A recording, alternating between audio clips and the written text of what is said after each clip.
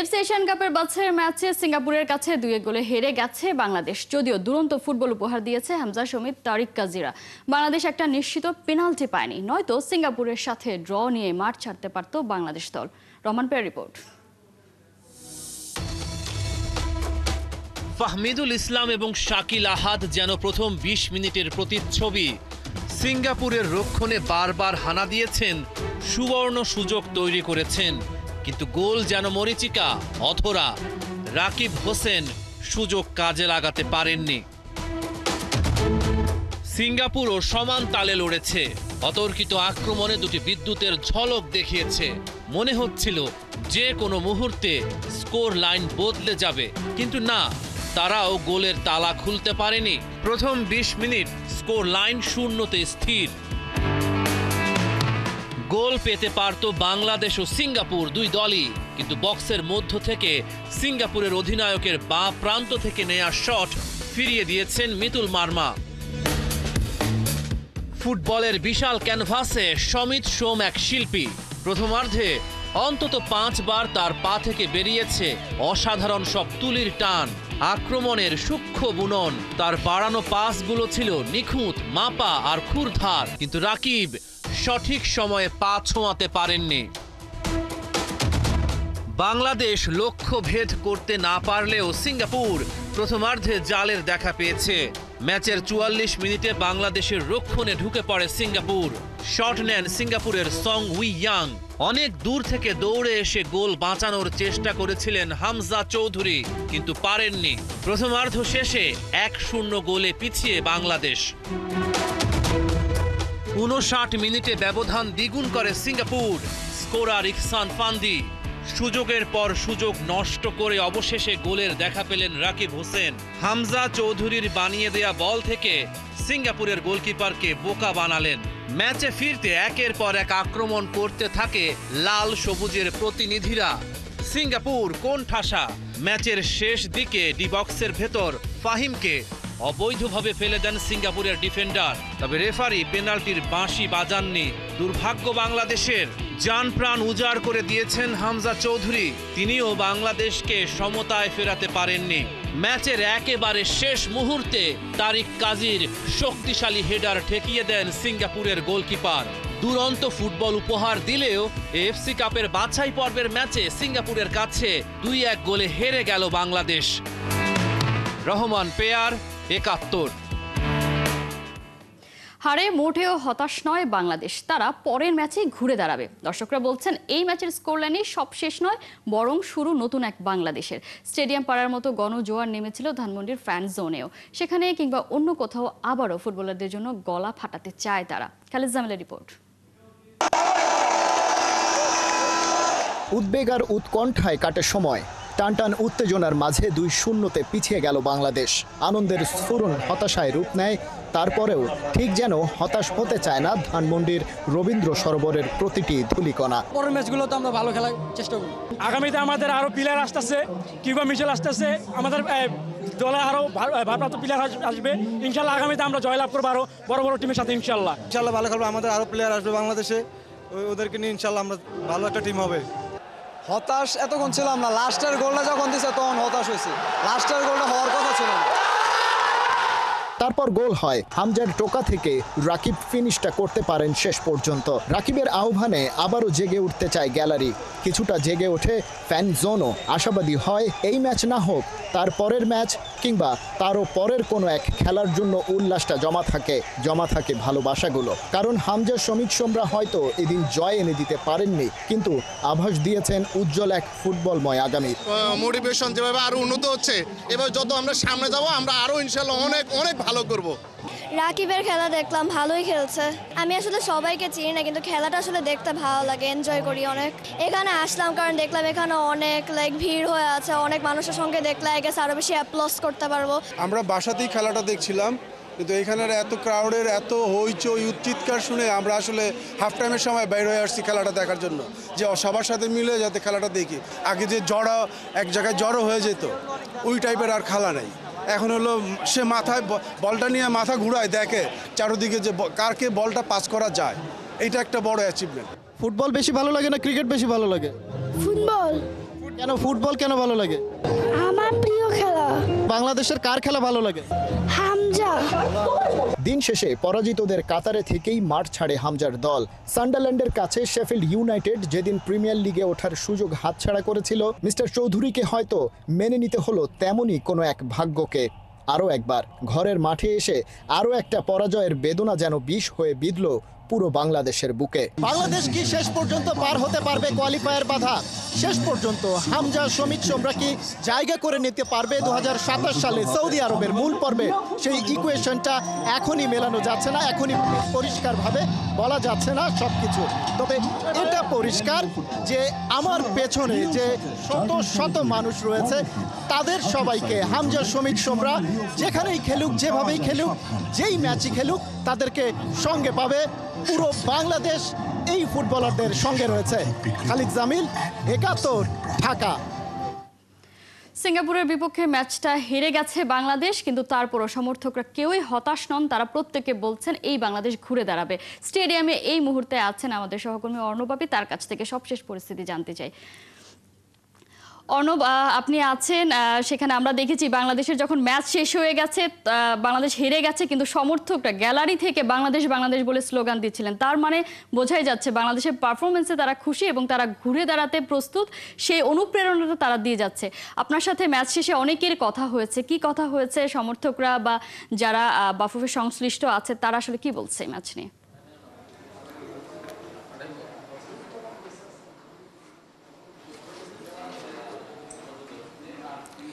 না, অবশ্যই ফুটবলের যে একটা মোমেন্টাম পেয়েছিল এই জাতীয় স্টেডিয়াম থেকে শুরু করে সারা বাংলাদেশে জামাল, তপু, রাকিবদের পায়ে পায়ে ছন্দে গোটা বাংলায় ফুটবলের উন্মাদনা, এক কথায় বলা যেতে পারে কণা। এটা একটা ফুটবলের উৎসব চলেছে গেল কয়েকটা দিন।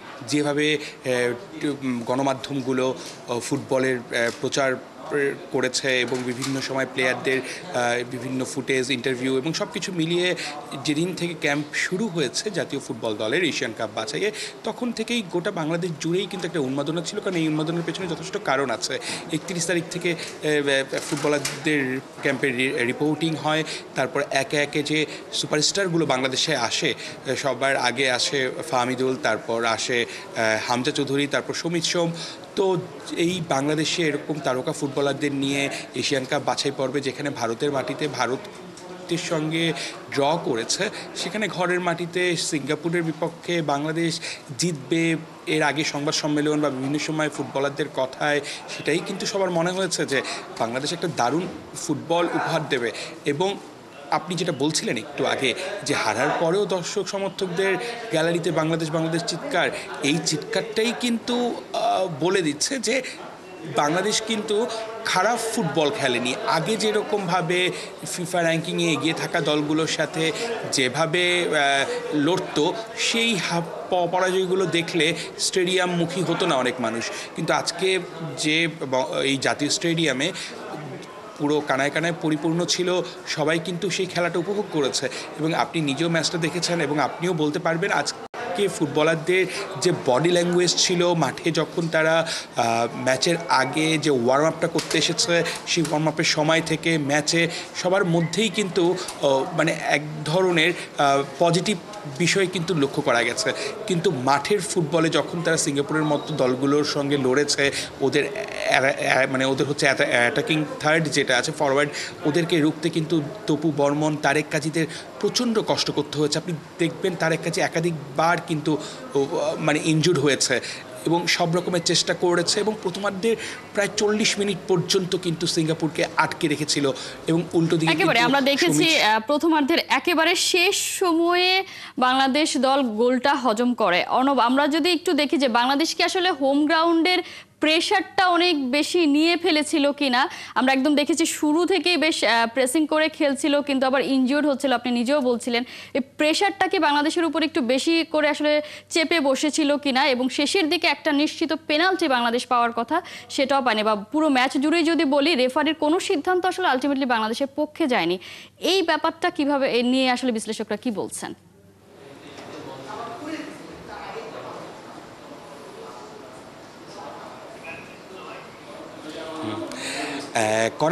রেফারির কাজটাই হচ্ছে থ্যাঙ্কসলেস জব। রেফারি যেটাই করবে, যেই দল হারবে সেই দলের কাছে মনে হবে যে রেফারি এরকম, কিন্তু কখনো কখনো সেটা চোখে লাগে। আপনার কাছে মনে হয়েছে, এবং এখানে যারা দর্শক ছিল বা আমি এখন যেখানে জাতীয় স্টেডিয়ামের প্রেস বক্সে বসে আছি, এখানে সংবাদকর্মীদের মধ্যেও কথা হচ্ছিল যে রেফারির এক একটা বাঁশি এবং রেফারির যে কাজগুলো সেগুলো মনে হচ্ছে যে বাংলাদেশের মোমেন্টামটা কিছুটা হলেও নষ্ট করেছে এবং আরও বেটার কিছু হতে পারতো যদি এই ডিসিশনগুলো রেফারি ওই সময়টায় না নিত। তবে আমরা রেফারির ভুল ধরার থেকে যদি আমরা নিজেদের ভুল ধরি, যেই সময় বাংলাদেশ পিছিয়ে পড়েও রাকিবের গোলে যখন একটা গোল শোধ করলো হামজার বাড়ানো বলে, হামজার অ্যাসিস্টে, তখন কিন্তু বাংলাদেশ দারুণ একটা মোমেন্টাম পেয়েছিল এবং সেই সময় কিন্তু একের পর এক অ্যাটাক এবং সব কিছু মিলিয়ে পুরো স্টেডিয়াম কিন্তু একটা উত্তেজনাপূর্ণ একটা সিচুয়েশন ছিল। সেই সময়টায় প্লেয়ার চেঞ্জিংয়ের ক্ষেত্রে যে সময়টা ওয়েস্ট হয়েছে সেটা যদি ঘড়ি ধরে দেখা হয় সেটা কিন্তু মোটামুটি 5 থেকে 7 মিনিটের কম না। 3 জন প্লেয়ারকে চেঞ্জ করতে গিয়ে 4th আম্পায়ারের সঙ্গে বাংলাদেশ দলের সহকারী কোচ হাসান আল মামুন, টিম ম্যানেজারকেও আমরা দেখেছি, জানি না টিম ম্যানেজারের রোল কে ছিল, আমির খান, সেই প্লেয়ারগুলো কারা হবে, এটা খুব স্বাভাবিক ব্যাপার, খুব স্বাভাবিক একটা প্রসেস যে কে উঠবে কে নামবে। হ্যাঁ, সেটা একটা লিস্টের মাধ্যমে 4th রেফারি যে আছে তার কাছে দেওয়ার পর সে ওরকমভাবে করবে, কিন্তু সেইখানে যে মোমেন্টামটা আমরা দেখেছি যে গুরুত্বপূর্ণ সময়ে প্রায় 68 মিনিট থেকে 76 মিনিটের মতো কাছাকাছি সেই সময়টা কিন্তু হামজা নিজেই বিরক্ত হয়ে গেছে। হামজা বারবার ফিরে এসে কিন্তু বলছিল বাংলাদেশের ডাগ আউটের দিকে তাকিয়ে, হচ্ছেটা কি এটা, কেন ম্যাচটাকে এত সময় ধরে বন্ধ করে রাখা হয়েছে। এবং শেষের কিছু সময় যদি আপনি দেখেন, আপনাকে বলছিলেন যে একটা হয়তো বা স্পট কিক বা পেনাল্টি পেতে পারতো, বা কর্নার থেকে, বা তারেক কাজীর যে হেডে, আর দারুণ একটা হেডে সেখানেও কিন্তু স্কোর হতে পারতো, কিন্তু একদম শেষ চেষ্টা যেটা বাংলাদেশ করেছিল সেটা হয়তো যদি বারের উপর দিয়ে না যেত বাংলাদেশ এই ম্যাচটা ড্র নিয়েই ফিরতে পারতো। এবং আপনি এক্স্যাক্টলি বলেছেন যে মোমেন্টাম বাংলাদেশ আসলে ইকুয়ালাইজ, বাংলাদেশ একটা গোল করে পাওয়ার কথা ছিল সেটা আসলে ধরে রাখতে পারেনি। তারপরেও বাংলাদেশের জন্য শুভকামনা, বাংলাদেশ এই জায়গা থেকে ফিরে আসবে। যেটা আমরা দেখছিলাম বাংলাদেশের হারের পর প্রকৃতিও হয়তো এই হারটা মেনে নিতে পারেনি, অঝোর ধারায় বৃষ্টি ঝরতে আমরা দেখেছি। এখান থেকে বাংলাদেশ ঘুরে দাঁড়াবে এর পরের ম্যাচ হংকংয়ের সাথে, নিশ্চয়ই সেখানে আমরা ভালো রেজাল্ট নিয়ে ফিরবো। অনুবাবী, অসংখ্য ধন্যবাদ, সারা দিন ধরে আপনারা এই ম্যাচটা কভার করেছেন, সবকিছু আপনার এফোর্টের জন্য অসংখ্য ধন্যবাদ। দর্শক, আমরা বাংলাদেশ সিঙ্গাপুর ম্যাচের শেষ হয়েছে সেই ম্যাচ নিয়ে আমাদের সাথে কথা বলতে স্টেডিয়াম থেকে যুক্ত হয়েছিলেন সহকর্মী অনুবাবী। বাংলাদেশের হয়ে খেলা এনজয় করছেন ফাহমিদুল ইসলাম, লড়ছেন আবহাওয়ার সাথে মানিয়ে নিতে। তবে এরই মধ্যে হৃদয় জিতে নিয়েছেন কোচ থেকে সতীর্থ সবার মন। এমনটাই খেলাযোগের সাথে একান্ত সাক্ষাৎকারে জানিয়েছেন তার বাবা মোহাম্মদ মহিউদ্দিন। সৌদি ক্যাম্প থেকে বাদ পড়ার পর ভক্তদের ভালোবাসায় আপ্লুত ফাহমিদুলের গোটা পরিবার। সাক্ষাৎকার নিয়েছেন পার্থ বণিক।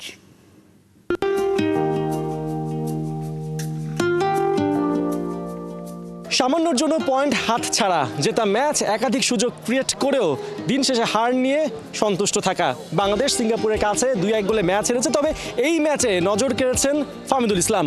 ফাহমিদুল ইসলামের মাঠের খেলা কেমন হলো সেটা আমরা তার পরিবারের কাছ থেকে জানবো। আমাদের সাথে আছেন তার বাবা। ফাহমিদুল ভুটান ম্যাচে অভিষেক হয়েছে, দারুণ খেলেছিলেন, কোচের প্রশংসা পেয়েছেন। আজকের ম্যাচে আমরা দেখতে পেয়েছি সে শুরু থেকেই তাকে প্রতিপক্ষ মার্কিং করে রেখেছিল, বাট ফাহমিদুল গোলের চান্স ক্রিয়েট করেছিল। এগুলো কেমন লেগেছে? আলহামদুলিল্লাহ খুব ভালো লাগছে। সে চেষ্টা করছে ভালো খেলার জন্য। আর সে একটু টায়ার্ড, কারণ আবহাওয়ার সাথে ম্যাচিং করে নিতে তার অনেক কষ্ট হচ্ছে। তারপরে সে আরও বেটার ফুটবল খেলে। এই যে এখানে যখন ফাহমিদুলের পায়ে বল যাচ্ছে, পুরো গ্যালারিতে তার নামে চিয়ার আপ হচ্ছে, সবাই তার নাম ধরে স্লোগান দিচ্ছে, এই যে অনুভূতি বাবা হিসেবে, এটা নিশ্চয়ই একটা ব্যাখ্যা আছে আপনার কাছে। এটা আসলে শুধু আমি না, যারাই খেলছে, যদি সব বাবারাই ভালো, ছেলেরা ভালো কিছু করুক, এটা সব বাবারা আশা করে। আমিও একজন বাবা হিসাবে আমার কাছে খুব ভালো লাগছে। সৌদি আরব থেকে যখন সে ইতালি চলে গেল, সেই যে মানুষের একটা দাবি, মানুষের ভালোবাসা আবার তাকে ফিরিয়ে আনলো, এই যে মানুষের ভালোবাসাটা সেই সৌদি আরবের ক্যাম্প থেকে বাদ পড়ার পর, এইটা তখন আপনাদের কেমন লেগেছিল? না, আমার কাছে খারাপ লাগে না, কারণ এটা ফুটবলের একটা অংশ। কারণ আমার বিশ্বাস ছিল সে ভালো খেলে একদিন সে ফিরে আসবে। কারণ আমি যখন সে নিজের থেকেও তার ইচ্ছা ছিল বাংলাদেশের জাতীয় দলে খেলা, আমার ইচ্ছা ছিল বাংলাদেশের জাতীয় দলে প্রতিনিধিত্ব করা, বিশ্বাস ছিল সে একদিন ফিরে আসবে এবং সে ভবিষ্যতে আরও ভালো খেলবে ইনশাআল্লাহ। আমাদের সাথে কথা হয়েছে আপনার ম্যাচের আগে? জাস্ট ফোনে কথা হয়েছে এতটুকু। কি বলেছিল সে, মানে রিয়াকশনটা কি ছিল ম্যাচের আগে? বলছে তার একটু পায়ে ব্যথা ছিল আর সে শুধু দোয়া চেয়েছে আর কি ভালো খেলার জন্য। আপনারা তো ফ্যামিলি মেম্বার দেখতে পাচ্ছি অনেকে এসেছেন, কারা কারা এসে ফাহমিদুলের খেলা মাঠ থেকে দেখলেন? ওর বোন, ওর মা, ওর দুই ছোট ভাই, আমি আর আমার এক ভাতিজা। একজন ফুটবলার হিসেবে ফাহমিদুলকে তৈরি করার পেছনের গল্পটা একটু বলবেন আমাদেরকে। না আসলে ওখানে আমার চেয়ে বেশি অবদান ইতালির যতগুলি একাডেমি আছে, বিশেষ করে সামদোরিয়া একাডেমি, ওখানে 4.5 বছর ছিল। এর আগে সে লা স্পেসিয়া একাডেমিতে ছিল 2 বছর। এখন সে সিরিয়া ডিতে খেলতেছে। আগামীতে সে তো আর ভালো কোনো ক্লাবে সুযোগ পাবে এই আশা রাখি আর কি। মানে পেছনে থেকে কে সবচেয়ে বেশি অবদান রেখেছে, মা না বাবা? না আসলে ওর মার অবদানও আছে, আমার অবদানও আছে, কারণ আমিও ফুটবল খেলতাম ছোটোকাল থেকে। এই জন্য আমি চাই আমার ছেলে একদিন ভালো কিছু হবে আশা ছিল আর কি। তাড়াতাড়ি বাংলাদেশ দলে এসে সুযোগ পাবে এটা আশা করি নাই। শেষ প্রশ্ন, ফাহমিদুলের কেমন লাগছে বাংলাদেশের এনভায়রনমেন্ট? না আলহামদুলিল্লাহ খুব ভালো। Total team band, coach, coaching staff, federation লাইনের যারা দায়িত্বে আছে সবার প্রশংসা করে সে খুব খুশি। টিমমেট যারা রয়েছেন তারা খুশি, সবার সাথে ভালো সম্পর্ক, সে খুব খুশি, সবার প্রশংসা করে। আমরা কথা বলছিলাম ফাহমিদুল ইসলামের বাবার সাথে এবং চারপাশে যে গুঞ্জন ওঠে তা কিন্তু সবসময় সঠিক নয়। ফাহমিদুল ইসলাম তার দলের মধ্যে অনেক ভালোবাসা পাচ্ছেন, কোচের প্রশংসা পাচ্ছেন। এখন তার শুধু বাংলাদেশের হয়ে আরও বেশি গোল করাটা দরকার। পার্থ বণিক, 71, ঢাকা। আর এই ছিল এখনকার খেলা জগতের সরাসরি সংবাদ অনুষ্ঠান। দেখতে থাকুন 71 ফেসবুক পেজ আর সাবস্ক্রাইব করুন 71 ইউটিউব চ্যানেল। 71 সাথেই থাকুন।